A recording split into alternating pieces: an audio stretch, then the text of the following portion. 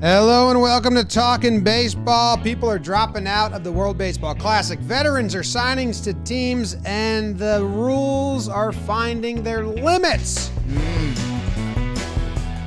The rules are finding their limits. I went with it. Didn't really make sense, but had limited time. Players are finding their limits. Prepare for disappointment.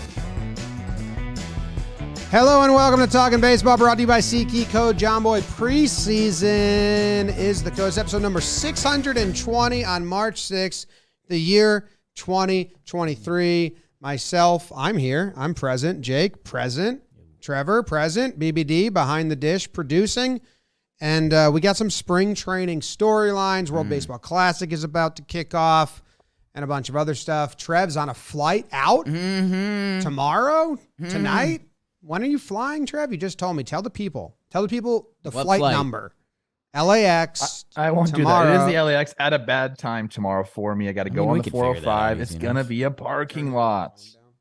I am excited. I told you guys before the show, I famously don't pick up blitz balls in between blitzball battles. So yesterday, it was like a sign from the blitzball gods. I was throwing batting practice to my youth team. At the bottom of my bag, there's a blitz ball. And it was like, pick me up and throw it. Pick me up and throw me. I didn't do it, though, because I stick to my guns. I'm coming in hot for Blitzball 3. I can't wait to ruin some kids' dreams. These Como kids, come and get it. Wow. Jakey, what's up, bro?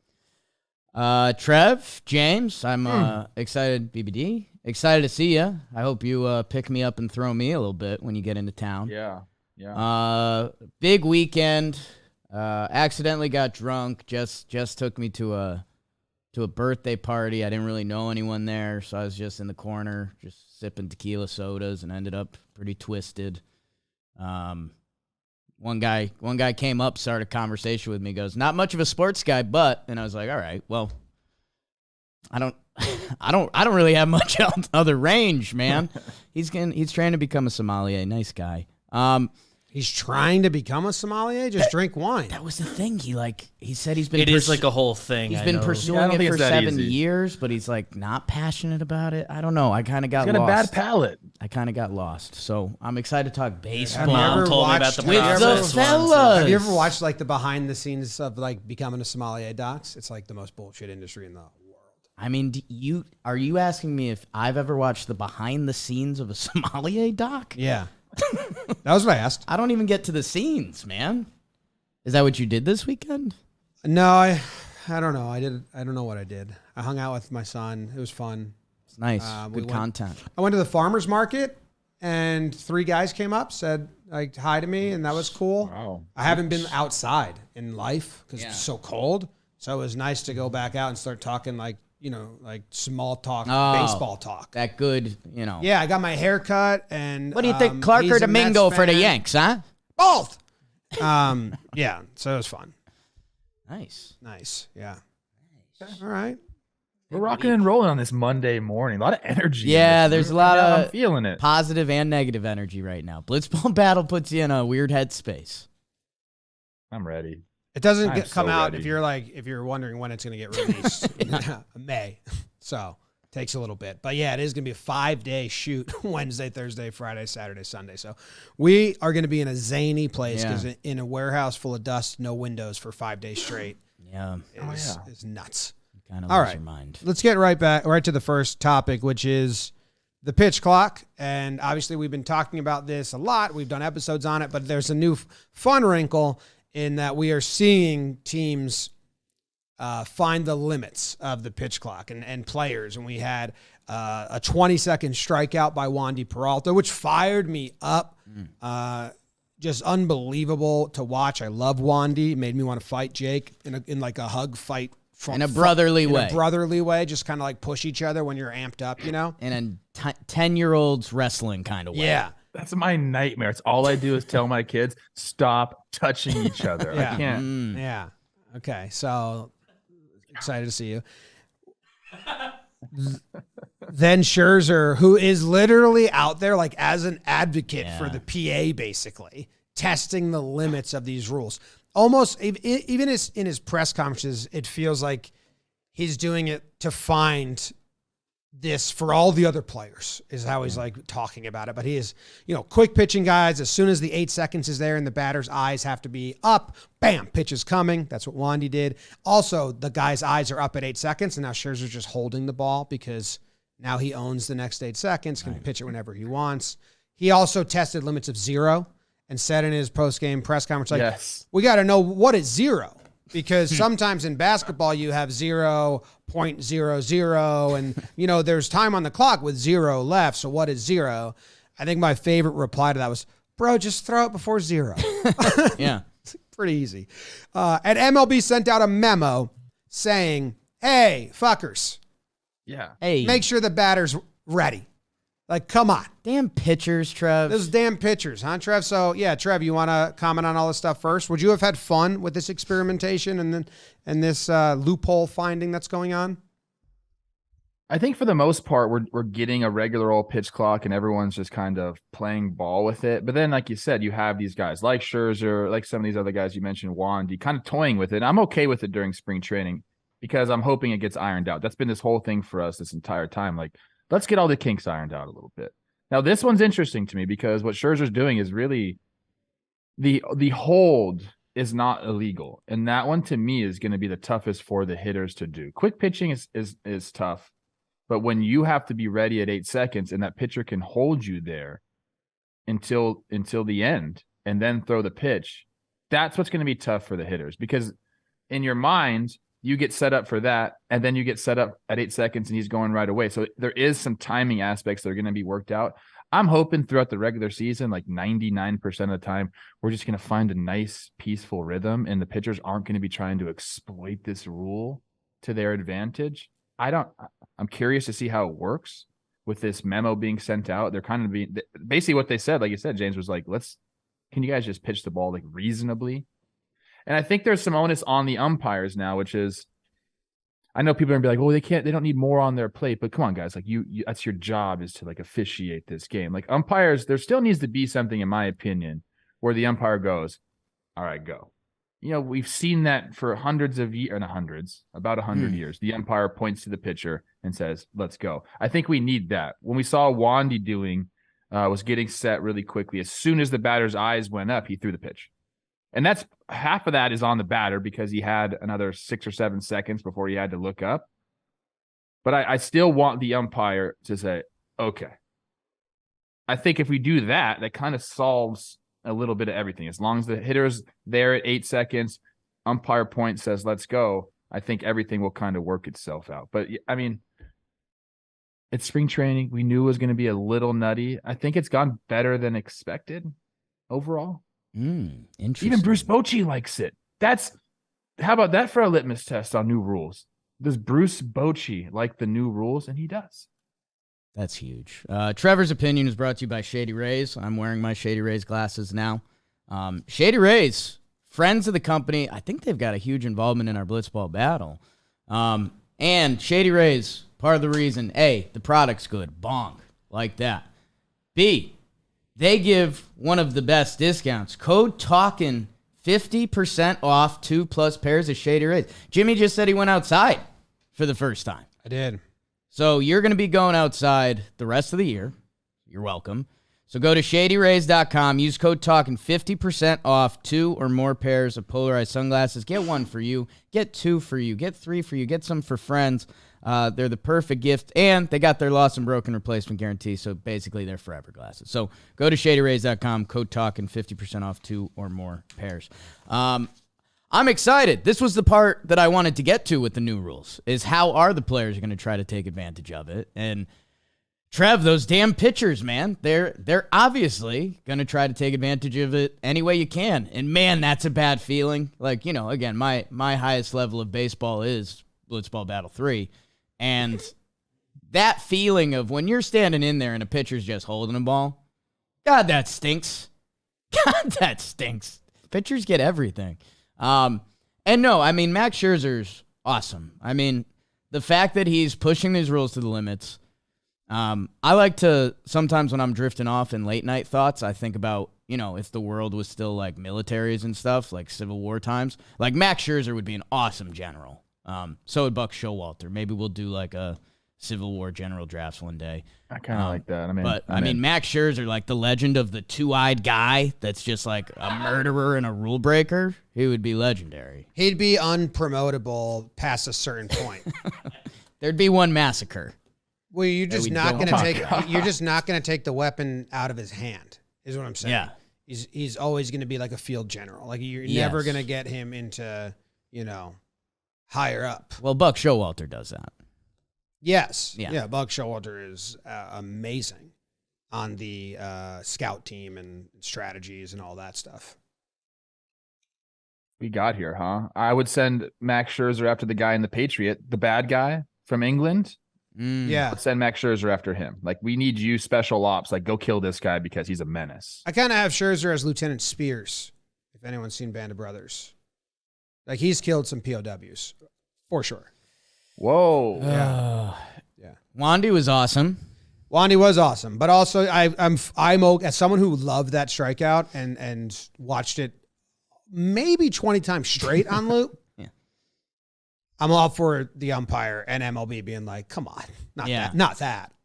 It's a little much. Just the first pitch. I thought the next two were fine when the batter was like, okay, game on, and then struck him out. But the first one, honestly, the batter, if you watch that, is like, what? That was the pitch? He was not set. And that was your guy, Tucupita Marcano, right? Yeah, that was Tucupita Marcano. So I am happy. What did you say? I'm happy they're finding the limits. And I do think that like this will find its balance because once games matter and it's the regular season, even Scherzer probably focuses more on just getting guys out than doing that. Also, it takes one hitter to be like, I'm going to jump this some bitch. He's not going to do that to me. And then the pitcher's probably like, okay, all right, cool. We'll be cordial about it. I'm still curious about the stamina aspect of it because you can work fast like that over a 1 or 2 inning period. But if we're trying to go deep into games like Scherzer does, like how much is that going to affect him? Maybe not him because he's crazy, but some other guys, it's got to. You can't keep that pace up the entire time. So I don't know. This gamesmanship with the holding the ball, quick pitching, I'd like to see it go, but I don't think it's going to happen. So that to me means there's going to be some amended rules because that doesn't look like baseball to me. And I understand the pitch clock really doesn't look like baseball necessarily, but when you're quick pitching and holding like almost every single pitch, that's like a whole different thing to me. It's already fucking hard enough to hit as a hitter, man. If they do the hold thing, all they're going to do is speed up the clock. I don't think that's going to be a problem. I think you're going to have it every couple times. We already have Cueto and Nestor and all the funky deliveries. It's a variation of that. But I don't think every pitcher is going to be holding till the very end. I think it's hard to do that. That's what I'm saying. But and if that becomes the problem, what you're telling MLB is, so you don't need that much time. Man, for some of those funky leg kick guys, I mean, to mess with timing, we're talking about Max Scherzer. What is 0? A couple of those guys, Nestor, Cueto, like you said, they could probably hold their leg up there for 4 seconds. And then throw it if they want to. That's the next level of holding it. I wonder. They can. Yeah, they can. As long as their knee comes up before 0, they can do whatever they want in their windup besides the rocking. Garcia's new delivery. Right. That's a bunch of bullshit, huh? Oh, so you didn't have to do that? Yeah. You're still just as good without doing that whole damn thing? He's a gamesman. And yeah, I think Trev, the other thing that my brain just jumped to, when like the hot days of summer really hit, like that first 94-degree day in St. Louis, and it's just like Midwest heat, and they're like, hey, the starting pitchers are going to be, it might be a tight one today. We're going to have some clips of some of the big boys breathing. Huffing and puffing. On those hot days, man. So I guess that's something else to watch this year. I'm reading my favorite article / opinion piece by Bob Nightingale. It's called Nightingale's Notebook. And one of the paragraphs in it says, really, the pitchers will tell you, instead of being stressed having to throw a pitch in the allotted time, they've been surprised how much time they really have before delivering a pitch. Don't say that, pitchers. They're going to speed this thing up on you. We're going to have a 4-second pitch clock during the season. We don't need that. It was a good episode of Nightingale's Notebook this week, I thought. It was our guy, Jameson Tyone, saying that, by the way. Hot. He works pretty fast. I think there's some other gamesmanship going on the bases. David Ross talking about like first and third place. We have the 2-time disengagement for the pitchers, and they have to pick you off on the third time, or else it's a box. So now, like, what kind of stuff are you going to be doing on first and third? How far is the third base runner going to get off a third as the third baseman's away from the bag? Like, are we going to there's going to be a lot of stuff like that we'll see happen that you can't really plan out during spring training because you don't get those situations too often. But they'll be practicing them on the backfields, trying to get that pitcher to pick off. How many times? What kind of one-way lead can you take? And a one-way lead, I'm sure you guys know because you're ball players, but a one-way lead is get off as far as you can get, knowing that you're coming back to the base. You want the pitcher to see you off far to pick off. So they want to waste those disengagements. The same way the pitchers, when they hold like that at 8 seconds, they want the batter to waste his timeout. Same thing the hitter or the runners will do to the pitcher on those disengagements. Just big one-way leads, so then they can take advantage of it. We've seen I feel like we've seen like a lot of stolen bases already in spring training. I don't know if it's because of these rules or because of the bigger bases, which no one's really mentioned lately, but I've seen runners go. And guys are getting like 1, 2, 3 stolen bases a game. I think it's because of the pitch clock rules. That's part of the intended outcome, is that there's more speed on the bags. And also, I think people were saying the shift helps that a lot too, where you don't have a guy right behind second anymore like they had a lot of times, where the shortstop or the second baseman, depending, was like right there for the throw. It's more of a whole team play again. But also you saw Zach Greinke just pick that dude off on his own. And I know the Mets are throwing over naturally. Like, they've gotten to themselves in the position where they only have one left a couple times just to see if the leads are bigger. Smart. Buck's going to try all that stuff and see how it goes. The bigger bags. I was watching this game. There was a tweet out at Yankee spring training. I think it was Willie Randolph. Hot. Like, trying to navigate the footwork over the bag. And it was like the two coaches, him and Boone, I think, and they were like looking at it like it was a foreign object. And they were like, how are you gonna pivot off this bag? And there was like all this like crazy nuance. And I was like, whoa, I'm kind of interested in what this is gonna do in person. Then I flipped to a Nesson spring game, and they're saying how the second base is now the size of a pizza box. They ordered a pizza box to compare it. All right. And then they get a double play where the second baseman has to catch and pivot and turn and throw. And they're like, now let's take a look at second base and see the different foot technique. It looks kind of just the same. The same. And I was like, oh my God. We're there. Still going for the edges of the bag. There's still edges to it, and we're going to stay. It was like no different, completely normal. Now we'll see if other people struggle with it. But I thought it was funny they put so much emphasis on it. And you're right, Trev. Since then, that was the first game. That was the first spring training game when Nesson plays the College Northeastern, is it? Since then, I haven't heard shit about the bags. I think people are like, okay, cool. I haven't heard anything either. Yeah. Give me the YouTube video of retired ball players just looking and talking at the new bag. I mean, Did you see that's the where one we I'm need to talking about? get to. No, but I'm so into that. I mean, that's kind of the neighborhood joke. Like, the group of dads get together and they're just looking at a fence. I mean, to have ball players looking at the new big base is like, wow. Let me find Can it. you believe this? I think the other thing that I want to add to what you guys are saying, just with base running in general, base running's on the way up. Base running's becoming sexy again, between the shifts and the pitch clock. And I think it's so funny, and we forget, we talk about analytics departments and, these guys are coming from MIT and stuff like that. I think for a few years they were like, hit homers. Homers win game, run score. And it's like, yes, we're still trying to tell our guy A-Rod that. But it's also really hard to hit home runs. So if you can run the bases well, that's really good. And you can score runs that way. And I think all the nerds kind of buried that one for a couple years. And now they're like, base running. Yes. That's so. I like that you mentioned A-Rod. He loves the bunt. We all know A-Rod, famous bunter, Alex Rodriguez. With the bases, now that I'm thinking about it, it could impact your footwork a little bit on double plays as you're dragging your foot across the base or something like that. You're going to be on top in the middle of the base a little bit longer. I'm curious if there was like an adjustment period for like a day or so as you're learning your feet around the base. But typically, like I was mentioning, you just stay on the edges. So should the bases have a little more boing to them? Like, imagine the shortstop. Like a trampoline base? Yeah, like the shortstop comes over for the 4-6-3 and Dansby's like up. It'd be some cool pictures. Yeah. There was a time. I think they had that. There's less now. There was a time at the beginning of spring training where there was a lot of photos of the bases coming out. It kind of reminded me when we had the lockout and there was all those like stock photos of the baseball wrapped in chains. Do you remember that when like everyone was taking a picture of that? And, like, then there was an article written about that guy. How'd you think to take those pictures? I went to the local Little League field and I just brought chains and balls. It's symbolic that the baseball's locked up. Yeah.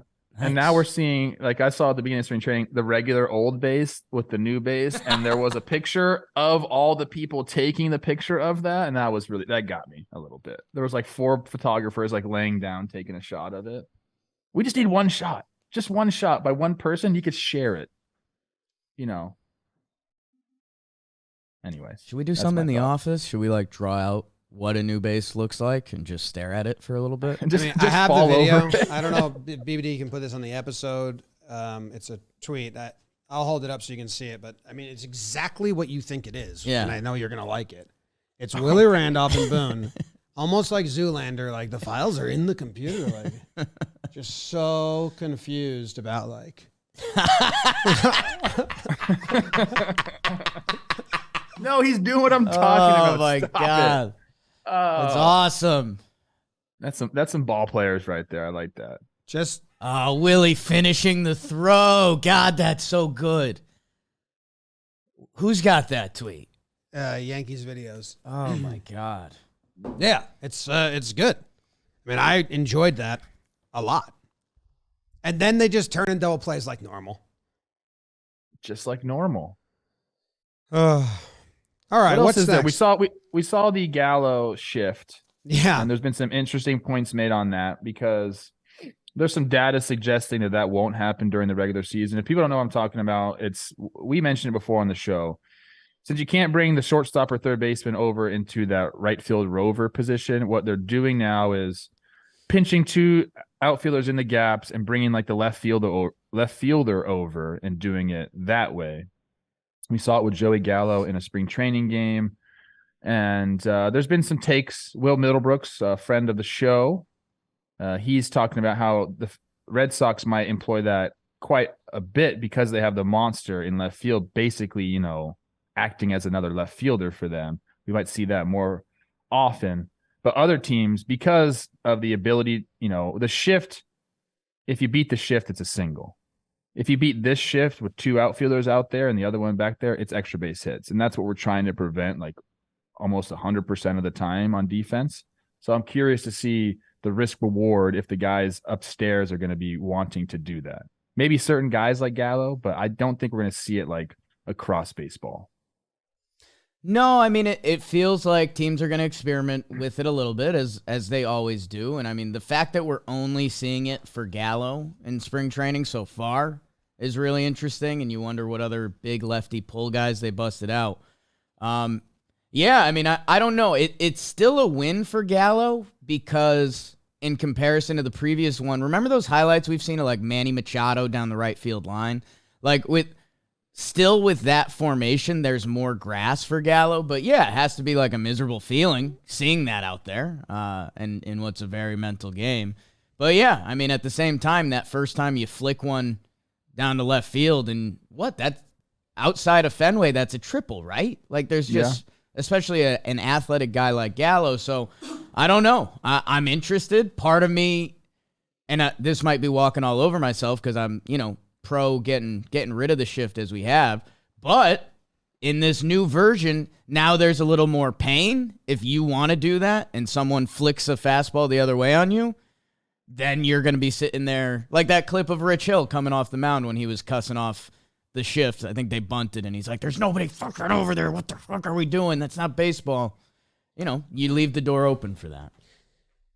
I like that they tried it. I think one team was going to just try it. But, I mean, even if you look at Gallo's spray chart of balls in the air, it wouldn't work on him. It's not a smart shift. He hits it in the air that way enough. He hits it in the air to left. I mean, I'm looking at a ton. Right. So, but I do...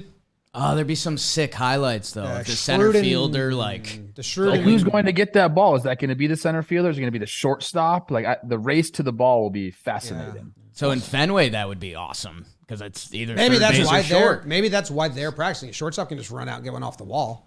Oh, that's like an advantage. Fenway. Wow. Oh, those snakes. That's why there's a whole group of people that I've been seeing online saying no more Fenway. They want Fenway out of baseball. Whole group. I do like the shooting fruit of one guy still getting shifted. Like I don't doesn't need to be Gallo because I don't think he can handle it. But if there's just one guy out there that just still gets shifted like that, just the one, the shift's gone for everyone. It'll be like back 20 years ago, and it's like 3 guys that got shifted like that. We were testing out at Target Field because they had the big limestone wall in right field. And there's like a hangover of like the stands that comes over, and a second baseman they teach you there, if you see a fly ball and you think it's going to be off the wall, you start running out because there's so much I guess buoyancy or bounce off the wall that if the outfielder's back there against it, it's going to come back enough. So we would almost get rid of the cutoff man and say you just go out there and go for the ball because it's going to come back that far. I think we might see some of that. I don't know. I remember, it was you, me, Gardenhire, Rosario. We were talking about that. Rosario was telling me, like, Poppy, if it comes off the ball, get moving the other way. And I was like, yeah, all right, Ed. And then me and you and Willie Randolph went out and practiced it a little bit together. We went out. Yeah. We went out. Me and Willie Randolph would fuck New York up. This week, maybe. I might hit him up. Yeah. Hit him up. And Joe's together. All that shift talk was brought to you by Athletic Greens, AG1. Why don't you shift your lifestyle with Athletic Greens, AG1? It's great for recovery, before a workout, or even after when you need a little boost. AG1 is so much more than a greens powder. It's all of your key health products. Set yourself up for success with 75 high-quality ingredients that give you key daily nutrients and long-term gut health. If a comprehensive solution is what you need from your supplement routine, then Athletic Greens has given you a free 1-year supply of vitamin D and 5 free travel packs with your first purchase. Go to athleticgreens.com/baseball. athleticgreens.com/baseball. There's a link in the description. Joey G, have a big year, kid. I'm obsessed with this now. Like, if Fenway is the only part where you just don't need a left fielder. And I'm looking at Joey Gallo versus fastballs. And they don't need a left fielder. It's a pop-up that the shortstop catches, like running back, or it's off the monster. The four outfielders are done too, right? Infielders have to be on the dirt. 3 outfielders, yeah. That's good. That stunk. Yeah, that was bad. Only the Blue Jays and the Rays did it, really, and the Yankees. Yeah.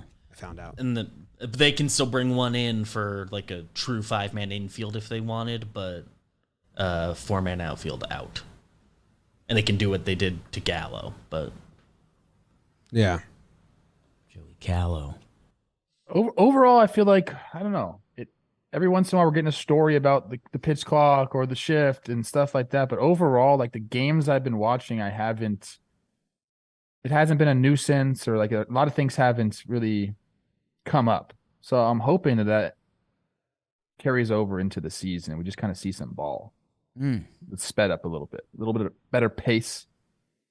I'm sure that there are going to be some times though where there's going to be big stories. We'll be up in arms about it a little bit, but so far, so good, right? Like, if we're going to rate what we're seeing on the field, what do you guys think? Like, what's out of 10, are you a 7 on the whole new rules? Spring training's not baseball, so it's really kind of tough I don't want to say a number or and then have it completely change when the season really starts. See it in a real game. But I like the general pace of play right now besides when they show the clock the entire time on screen. If they don't show you the clock, I'd almost rather it, like I said earlier, that I liked when they were showing the 8 seconds, when it counts for the batter and the pitcher. If we get to the point where they don't show it at all, and I just trust if an infraction called, then they show me the replay with the clock on there, I think that's how I would broadcast it. Right now in spring training, everyone's interested. So you broadcast it with the timer because people are watching. Once the season starts, because if you don't have that clock in your face or you're not getting reminded of it every single pitch, you just wouldn't know it happened until an infraction, and you would think, damn, they're playing kind of quickly today. So I think I hope it comes off the broadcast once things get settled. But I understand why it's on right now. Can you see the shot clock the entire time in basketball games, or does it only show up on the score bug when it's close? I'm trying to remember. I haven't watched it a lot. No, I think it's the whole time, but it's part of the bug down there. So and you just get so ingrained in it. But there's also the other timer counting down. So there's just those other sports have that. I'm with Jim, man. For some reason it feels like some of these like tweets that are coming out about it aren't going to bite people in the ass because they're not that crazy. But I think, a lot of these pitchers in spring training are like, hey, I'm throwing all fastballs and I'm going to throw one off speed pitch. Like we're seeing these tweets that are like, wow, this game had 15 runs and it still finished in 2 hours, 57 minutes. And it's like, well, I think in a regular season game, I think they'd be thinking about their pitch selection more. I think there's going to be more time that goes into it that I think the current speed, it's going to be a little slower come the regular season, but still landing in that right below 300, 3 hour area. I think that's right where you want to be if you're baseball. I wanted to mention this because we talked about it before the show. Baseball America ran an article asking the minor league teams that ran the pitch clock last year and saw that 2.5 hour game time throughout the year. They asked them, how were your concessions? Did you end up selling less concessions because people were at the ballpark with a less amount of time? And the resounding answer was no. We sold the same, and sometimes they sold even more. People were more engaged. They were opting to stay for the post-game like fireworks and post-game like running on the field because the games happened sooner. He said we saw a lot of people before the pitch clock leaving in the 7th inning. Now they're staying through the completion of the game. So people are kind of at the ballpark for the same amount of time, but now they're actually finishing the baseball game. And concessions haven't suffered, which if you know business, they care a lot about the concessions in the stands. So that's nice to hear that they weren't impacted. Yeah, it is nice to hear that for them. I guess. Bring your own food if you want. You can. I can tell people that. Bring your own food to the ballpark. Pack a tuna sandwich. I do think you don't have to complain about concession prices because you can bring your own food. Work around it, I think, everywhere. Yeah. I'm with you. I'll still complain about it. I do think they're too high. But, just bring your own if you don't want to pay for that. You know what you're getting into at this point. Yeah. You shouldn't be surprised by it. I like if you weren't allowed to bring your own foods. If you weren't allowed to bring your own food, yes, we'd have a major, major issue. If you can sell your popcorn, your hot dogs, and maybe like nachos for a reasonable price, and then upcharge the beer like you do, I think I'm for that. Like if you're going there and you're trying to get shit-faced at a baseball game, you understand what's going to happen. You're going to pay for it. But bringing your family your son wants some nachos and they're costing you $20 for a canned nacho cheese. I don't like that. Like I'd rather have the basics be down, charge me whatever you want for the beer. But you're right. People need to understand you can bring a cooler into these games and bring your own food. I wonder. Take advantage of that.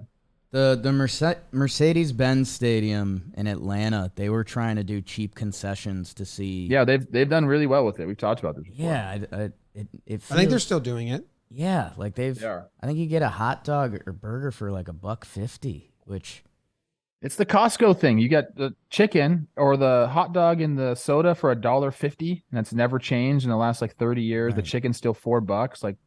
that's the whole premise behind it. Get people in to buy those staple items, and then they're going to buy everything else. One of my Phillies jobs do was, regular dollar dog night, which is fun. those got to be gross. Oakland Oh yeah, Coliseum. they are. Oakland Philly Coliseum trash. used to do dollar dog nights, and it was like a wrinkled up pinky finger in a bun. Yeah. It was absolutely disgusting. It's better than that, but I did that at a Texas Rangers Seattle game. King Felix. Me and my buddy Jared went, and we got so violently sick.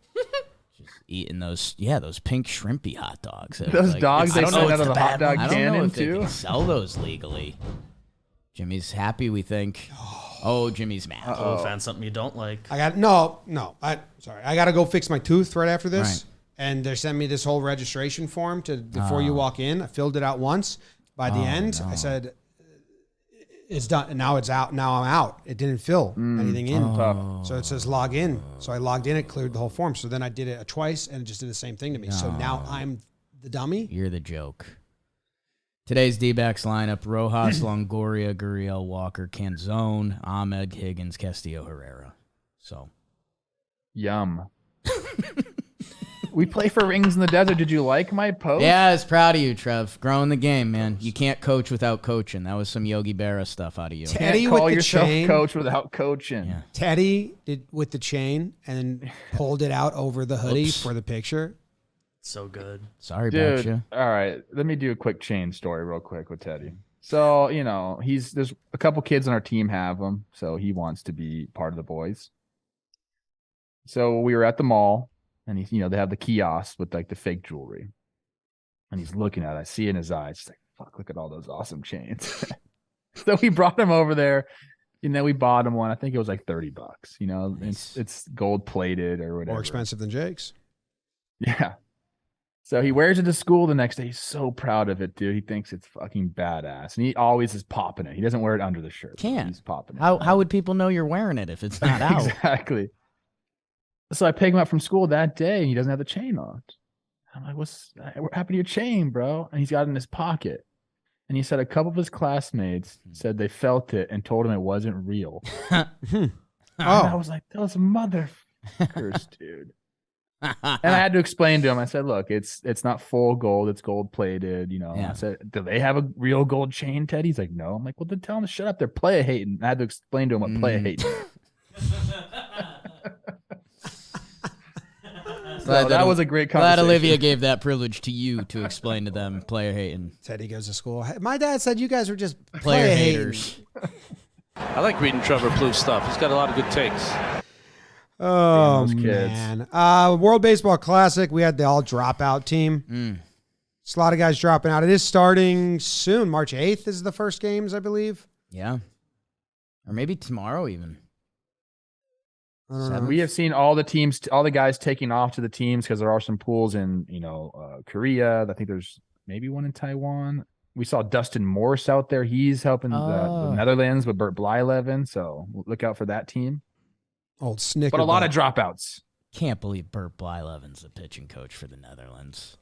I mean, who literally at the end of the day, who the fuck am I? But meeting Bert Blyleven for a couple minutes, he's a silly character, He's man. silly. Oh boy. Buying some Netherlands stock. WBC. Yeah, man. You want to go know. over the people that left, or Who are the recent ones? Vladdy got hurt. That's a big one. Miggy Rowe, and I think he just talked about that on the Chris Rose rotation that came out today. Yep. Alejandro Kirk, he opted out, I think last week, his birth of his child. And then Seo was hurt. Nimmo opted out. I didn't know that one. Kershaw for the U.S. G-Man Choi. So, yeah, I don't know. Do we have any other takes besides guys are playing it safe and that's kind of smart? Do you think there's like a little Blue Jays sneaky exodus with Kirk and Vlad? Vlad's hurt.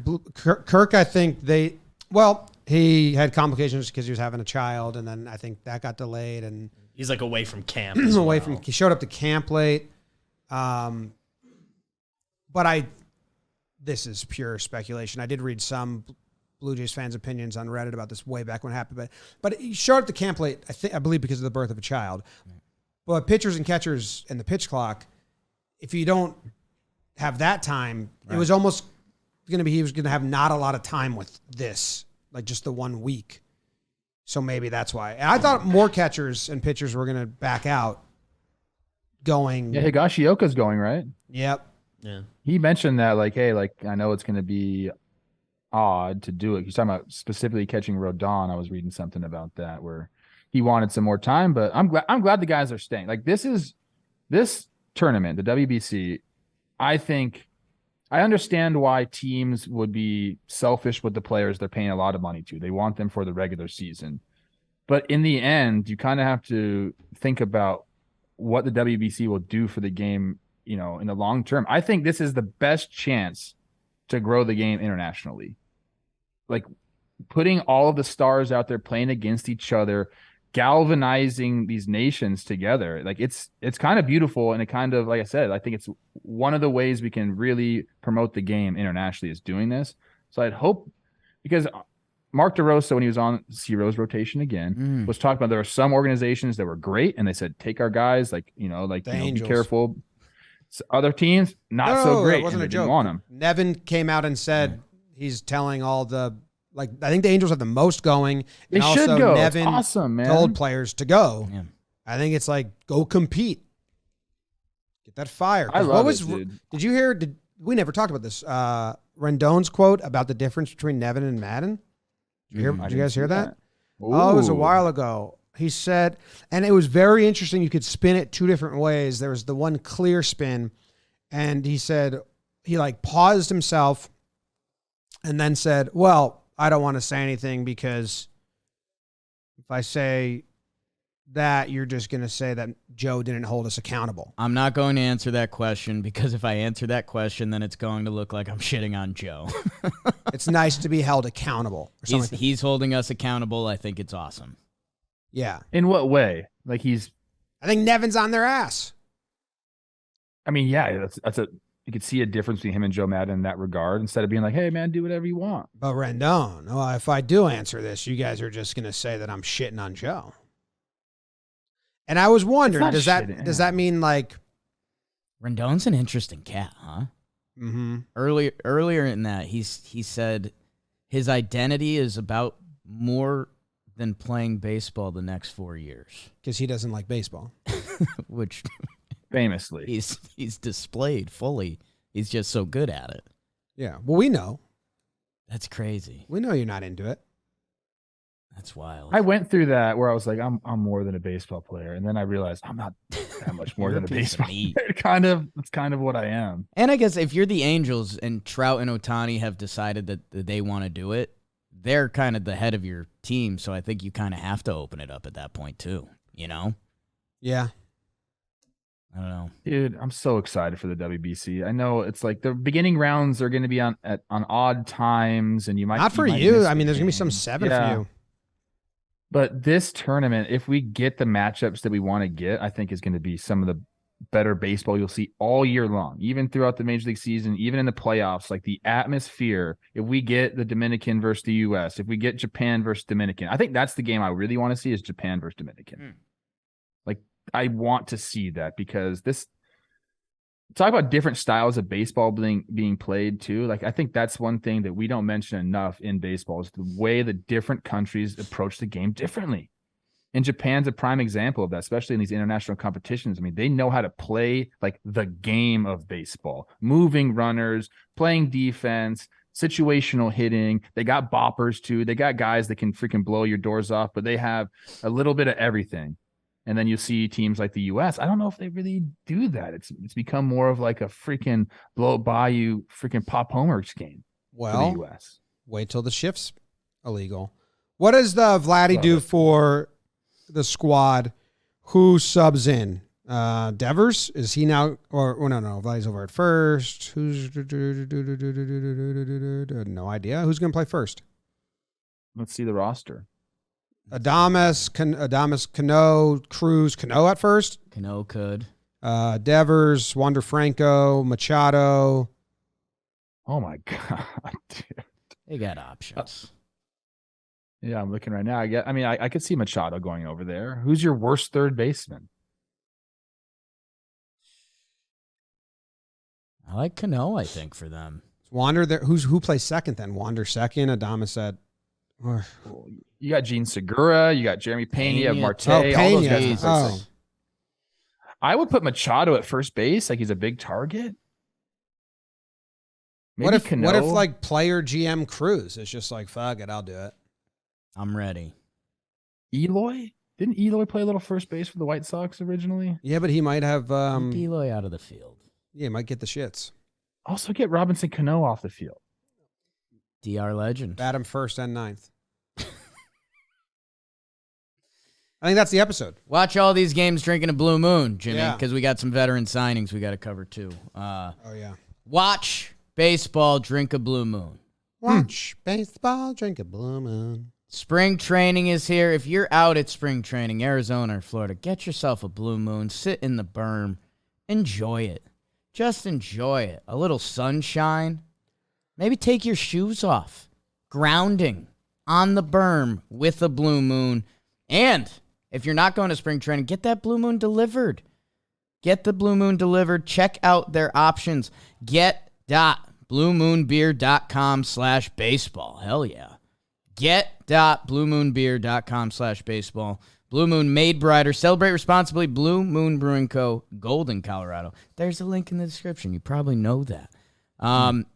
Trev, in probably the biggest news, you are a Rockies guy. It was my Rocks. It was Kelsey Wingert's Rocks. Cole Tucker, who you can tell team spring training plans of who they want to find out about. The guys that bat first or second every day. Cole Tucker, our guy, getting a lot of at-bats, homer, triple. So we're excited. We're excited about that. But they also brought in Malibu Mike, a little 1B, 3B DH option for your boy. So I think it's fully Trevor's Rocks. Never mind Brad Hand in the bullpen, who they brought in. They're making moves. We play for rings in the Rockies. I've always said that. Cole Tucker's raking. He's doing really well. So I've been watching his at-bats. He's been sending me some clips, and then I'll go back and watch the at-bats. I watched him strike out against Kirby, I believe it was. Open with a highlight. That's fine. No, he looked good. I was going to say, he looked good. Even in the strikeout, really good rips. Kirby made some really good pitches off him, and he just, got overpowered on a fastball. But his swing looks simple. It looks repeatable, which is what you want. The Malibu Mike thing to the Rockies, I don't know how I feel about it, because are they competing for a roster spot? Because then that kind of tugs my heart. And, I don't think they are, because I think they have Cole up the middle, ideally, whether second, short, and center. And they said, and again, I don't know where this quote came from, but they said he's not playing second base. Yeah, I saw that too. On Wednesday of last week, Mike and I were talking about playing tennis, and he might join this tennis club. And I'm like, yeah, this is great. Nice. You're retired. Now I have a friend to hang out with. And then all of a sudden I see he signed. I said, bro, congrats, but thanks for the scoop. And his response to me was, haha, I just found out. Now I'm here. Like he didn't have any say in the matter or something. So yeah, I'm just a Rocky now. So well, he probably said, "Go get me on a team. Tell me when you do." Do we think they're just sucking up to us? Like the Rockies front office is friends of the pod, and they're just like, okay, let's give them Kotak and Malibu Mike, and they'll be nice to us. Oh man, it's an easy front office to infiltrate. It's one dude.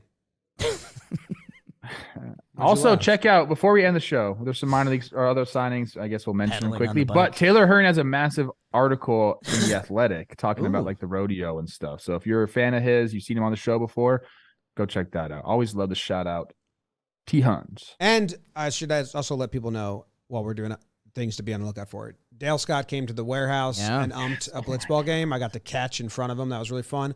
And then we did do I don't know how long we went, 30 minutes. 30-minute chat with him. So in the next 5 days, in between all the team player profile and projections, if we aren't able to record one, we might attach that.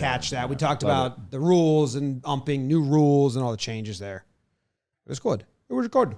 Dale Scott's still the man. Yeah. Third appearance. Talking baseball. He is good. He's a stud.